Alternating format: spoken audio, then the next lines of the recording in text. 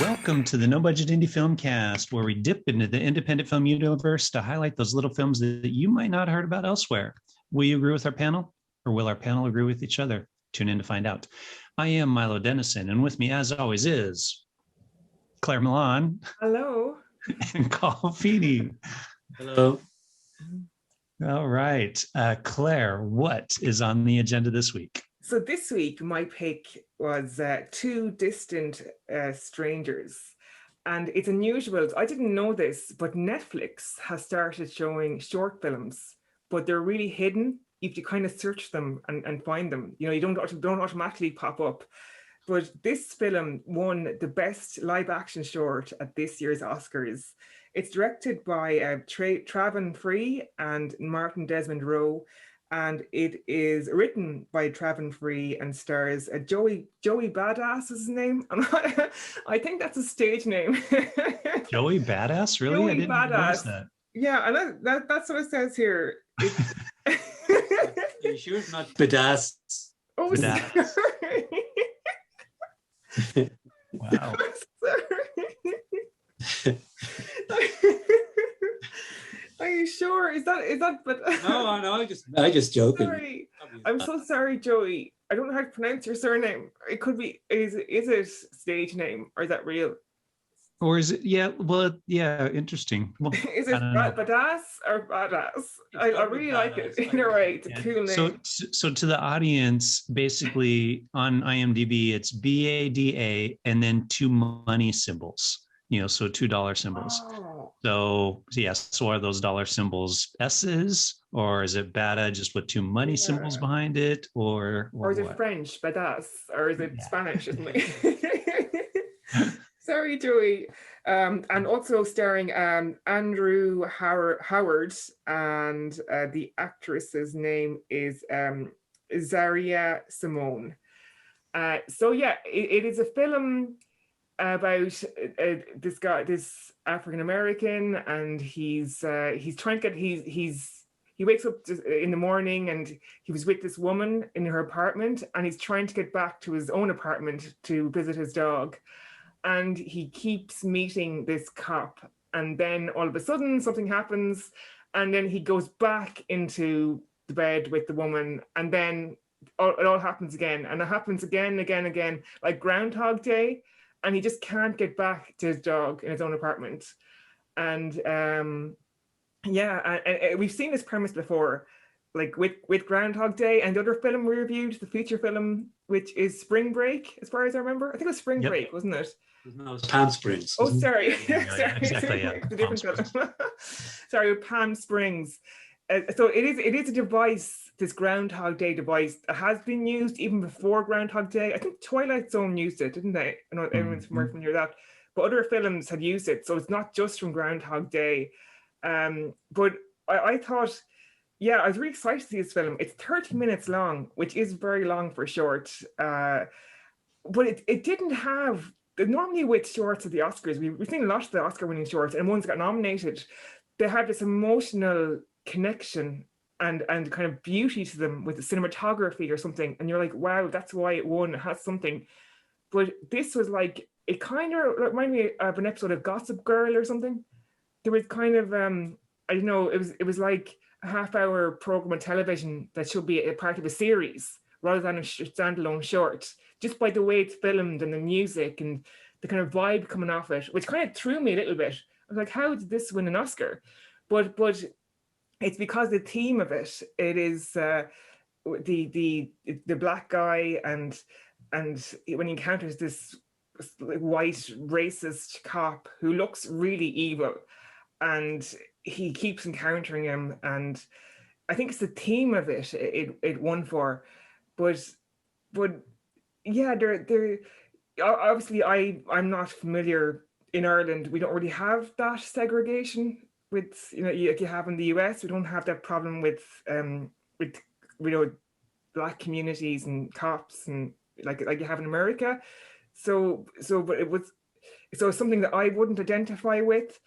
But there is a moment, well, no, that's not a spoiler alert, kind of a spoiler alert, just be aware, but there is a list at the end of people who were killed by white cops. And that really hit me, really, really, really emotionally. But the film itself didn't hit me at all. There was something missing out of it. And I found the acting wasn't hitting home for me. There was just something I couldn't connect with it. Maybe because this world, luckily, it's not something I've encountered as an Irish white woman. So maybe that's where I can't find the connection. But I've seen these stories before and I do feel emotional about them. But it's the way it's filmed put me off a little bit, and also the acting put me off. And they really went heavy on the message. Like, oh, this white racist cop keeps wanting to hurt this black guy. And yeah, the message was too heavy-handed. It was something just didn't connect with me. And it wasn't, for me, it was like a pilot of a series, not a standalone short, which threw me. But again, I think it won the Oscar because of the theme of it. And it's funny, this short was accused of plagiarism. There was another short, and this woman, it was a short film called Groundhog Day for a Black Man, which was done in 2016, directed by Cynthia I think K-A-O, and allegedly it was plagiarism because she in April, after she saw this video, she posted up on TikTok alleging the film was plagiarized her film, and that the plot is nearly identical. Like, I know I know a lot of films have the groundhog device, but she said the actual plot with the black guy waking up in a bed with a woman and was almost identical to hers.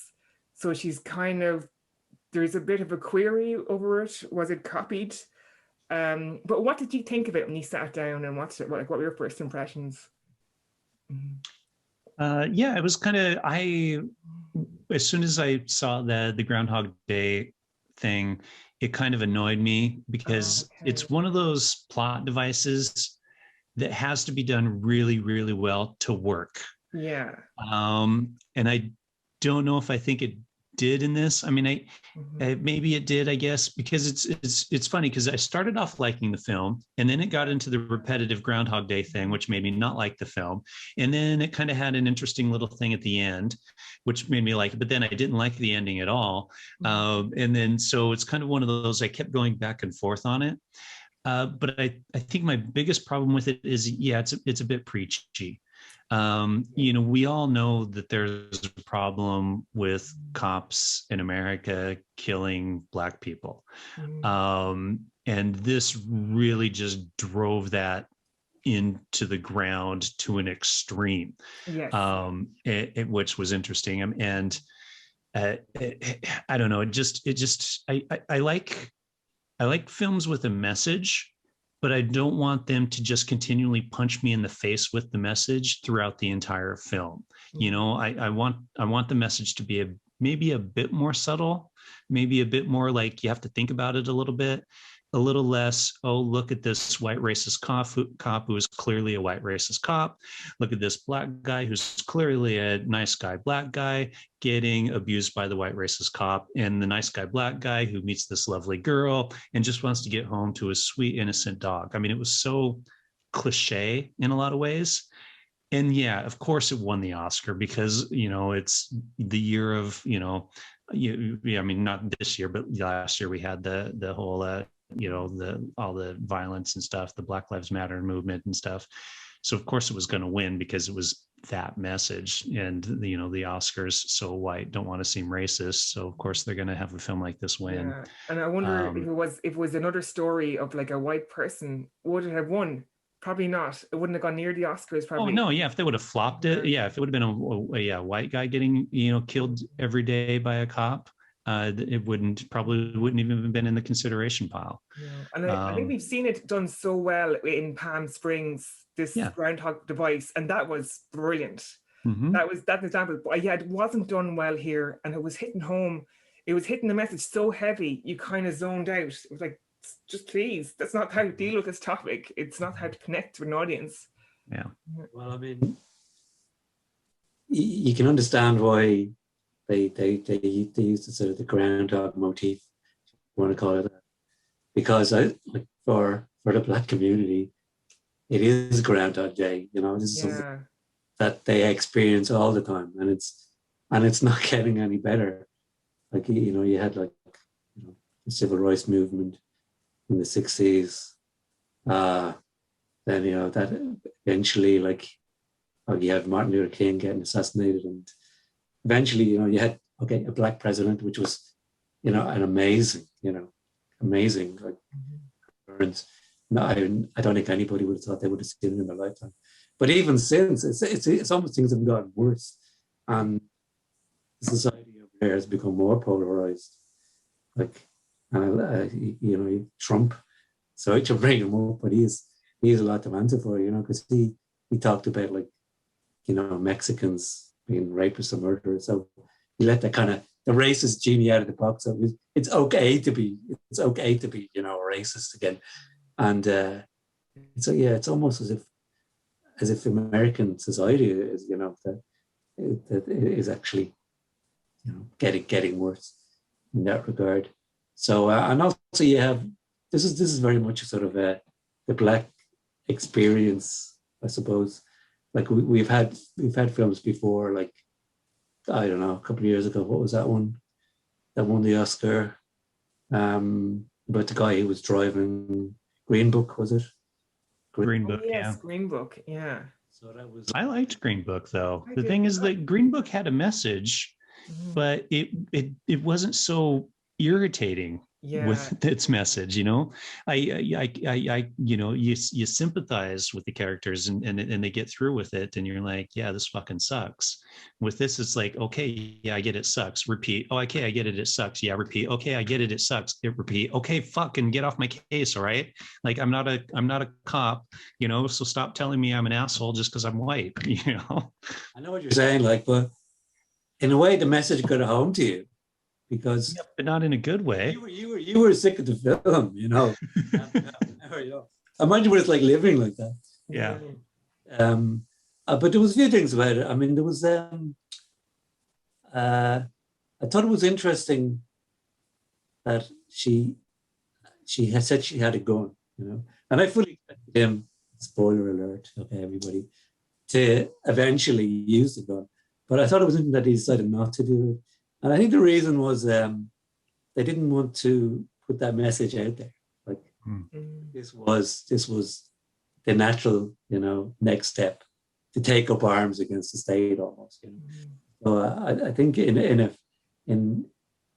his own real life, you know, if that had really happened, he probably would have eventually, you know, broken down and used it. But I don't know if you noticed, but in one of the opening shots, they panned over this series of books, and there was, at the very top of it, there was one, and there was a picture of a guy, and I think it was James Baldwin, and he's, I don't know if you know him well, but he was quite a well-known civil rights, you know, activist and author from the middle of the last century. And I only just happened to see a clip of him recently, a very short clip, and he was answering a question, and I think the question was like, you know, progress takes time. You know, what's your response to that? And he was more or less saying, well, I'm 60. I'm not going to see another 60 years. You know, my parents, you know, my father, my mother, my nieces, my nephews, you know, they haven't seen progress.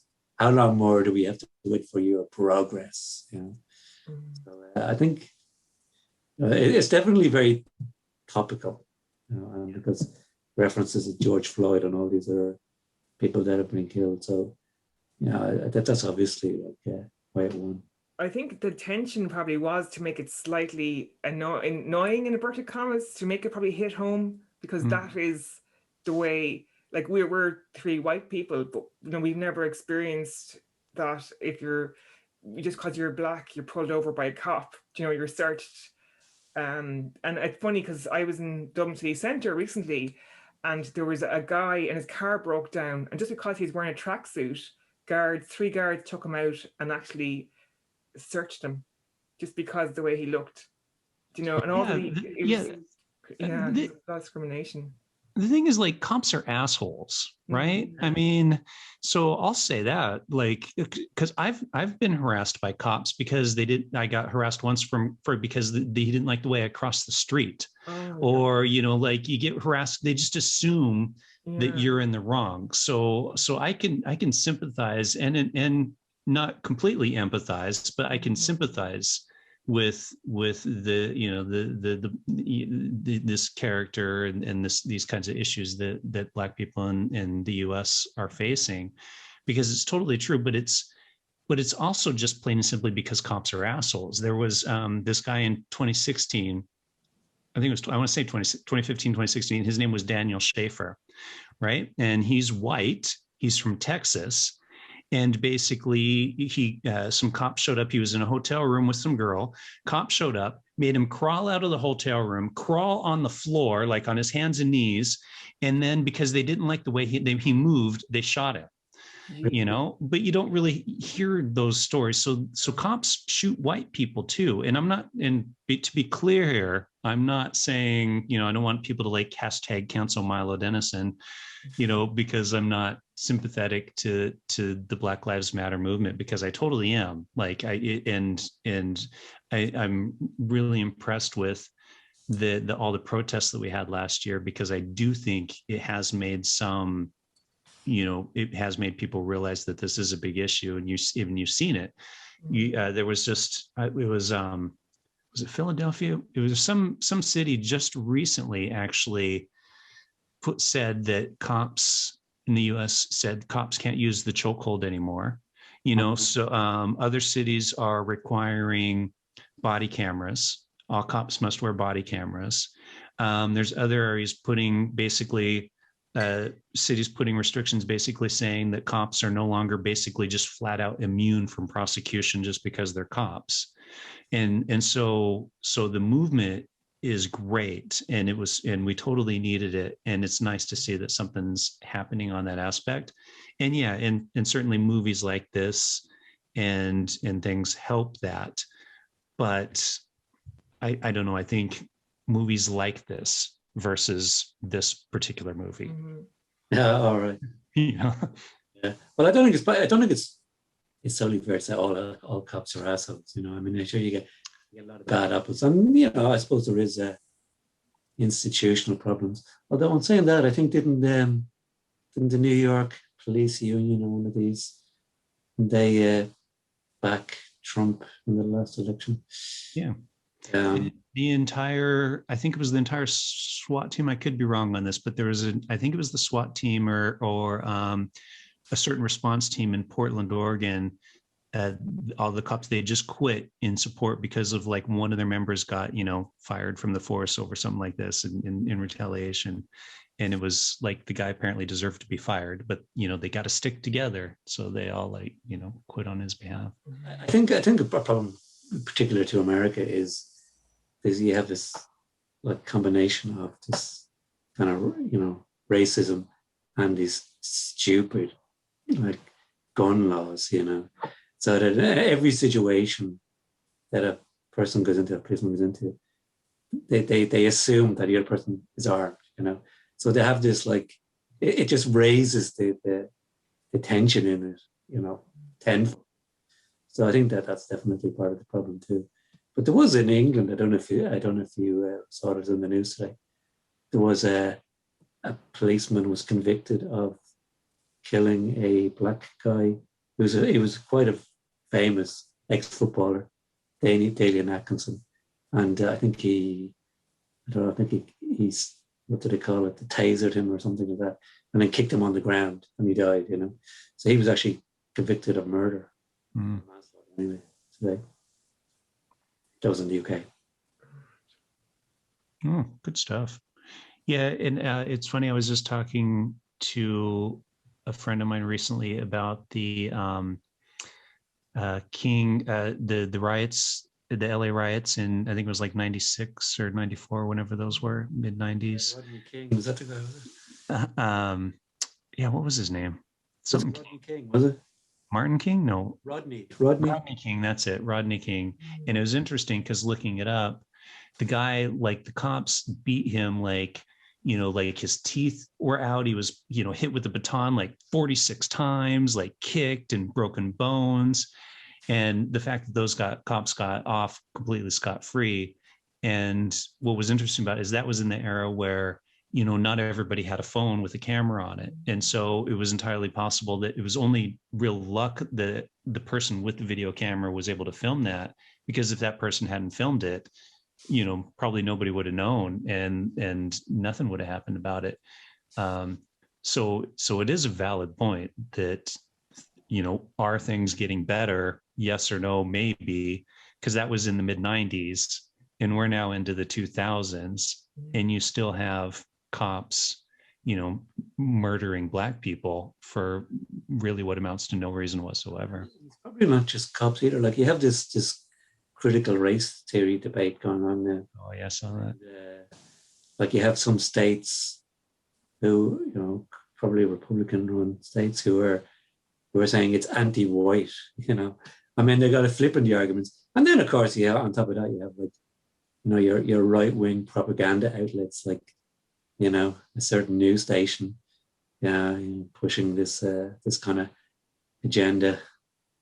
People like Tucker Carlson, let's name him, amongst others. Yeah. All right. Yeah. So to the film, I guess. We kind of got off track there. Yeah, well, that was the film about. I mean, as a film, like, yeah, it is about this topic. It was very political in that respect. I mean, as a film, it was very, very Groundhoggy Day. And actual fact, the thing about Groundhog Day and Palm Springs, at least those people had a day, right? Had a day to enjoy. This guy, I don't know how he stayed sane, because he woke up and within like half an hour. Oh, totally, yeah. It's true. You didn't have like a whole day, like the day before in both in Palm Springs and Groundhog Day, to have a whole day to kind of, It gets, it's 30 minutes. You know what I mean? But this guy didn't have that. It's like, oh God, that's annoying for him.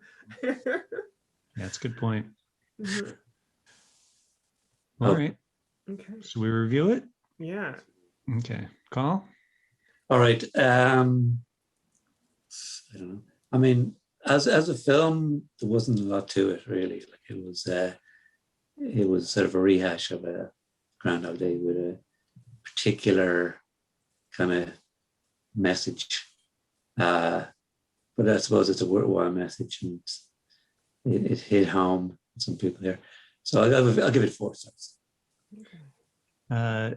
Yeah, I agree. I didn't much care for the film, clearly, in the way that it was made, but it is an important message that needs to get out there. And, if it takes films like this to get that message out there, then good. I'm going to go 3 stars for that reason, because the message is important. The film, however, is crap. And I think the same as well. I feel like this is more like a pilot of a series, and maybe it will be developed into a series. I don't know, or could be. I didn't feel like it was like an Oscar short film I've seen, and I didn't. But I thought the film was okay. The message is really important, and it's so important to get out there. And I particularly loved the end where they showed names of people and what happened in real life. So for me, it's 3 stars.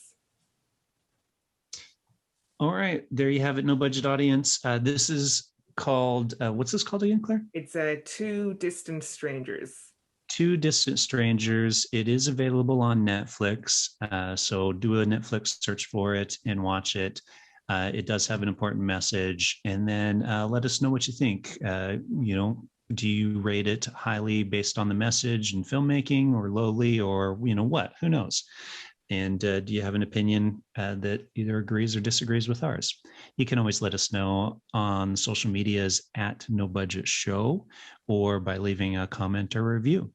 And if you enjoy the show, share it with your friends, so that way more people can watch or listen. And until next week, we'll say stay tuned and see what we were watching. Bye. Bye.